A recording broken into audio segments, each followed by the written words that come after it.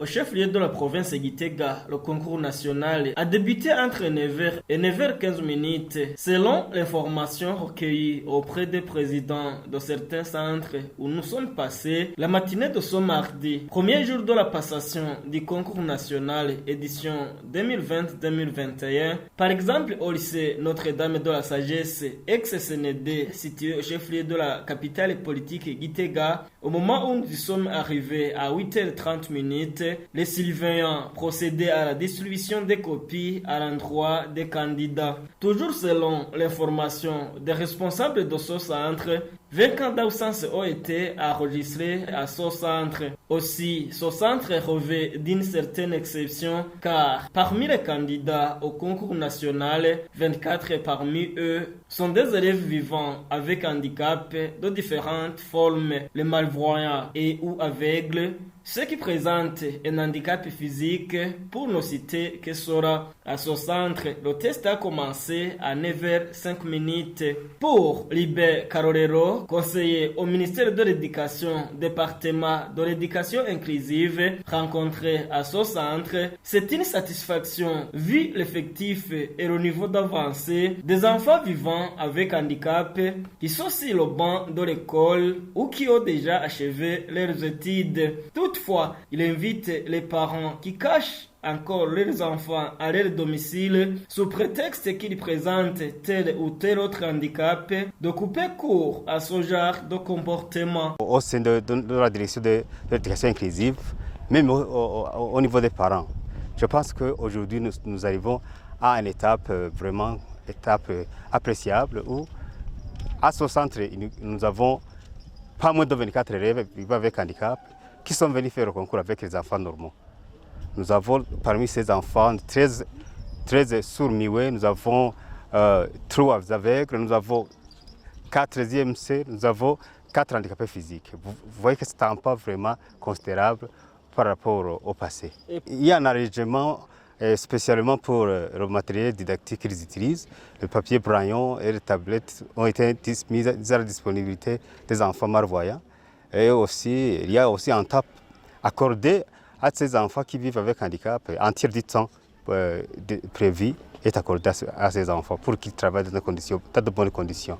Le message, il partirait même de cet exemple de ces enfants qui sont en train de passer l'examen et de ne plus cacher leurs enfants, disant que certains disent que c'est un malheur pour la famille. Non, ce n'est pas un malheur pour la famille, c'est la nature. Il faut que ces enfants comprennent que ces enfants peuvent être utiles à la société et utiles à eux-mêmes.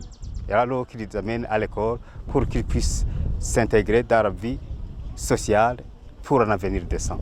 L'autre centre de passation du concours national qui a été visité est celui du collège communal urbain de Gitega. À ce dernier, 246 candidats étaient inscrits sur la liste pour le test et s'ajoute un non inscrit, comme le précise le président du centre. Et après vérification, 244 candidats ont pu passer le concours national. 3 d'entre eux qui étaient sur la liste n'étaient pas présents parce qu'ils ont déjà abandonné l'école, poursuit-il. Cas contraire au centre de passation du lycée d'excellence Musinzira, où le concours se passait comme ailleurs, mais le président de ce centre refusait tout accès d'entrée aux journalistes.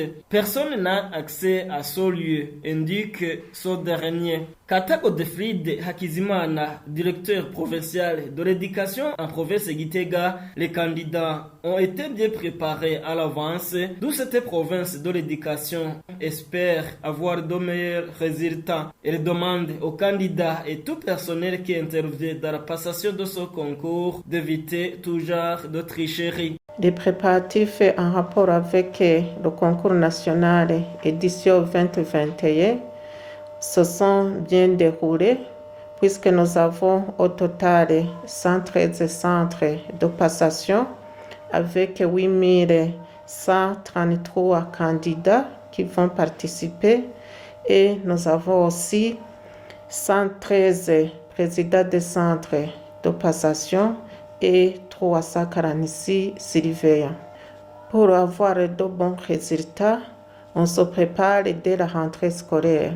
C'est à ce niveau que nous avons invité les enseignants à se donner corps et âme pour pouvoir terminer les programmes à temps.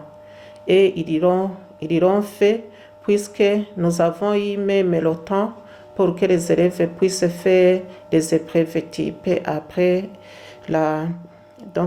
avoir terminé tous les programmes. Le message que nous lançons aux lauréats de ce concours, c'est qu'ils soient tranquilles, qu'ils travaillent avec assiduité et qu'ils évitent aussi la tricherie. Pour les surveillants, c'est le même message. Il faut que le travail soit bien fait. Il faut aussi que ces enseignants aussi évitent de favoriser la tricherie et qu'ils soient des éducateurs de bonne foi. Le concours national édition 2020-2021 est prévu de prendre fin le jeudi 27 mai de cette année. Le premier jour concernait les cours de l'entrepreneuriat et sciences humaines.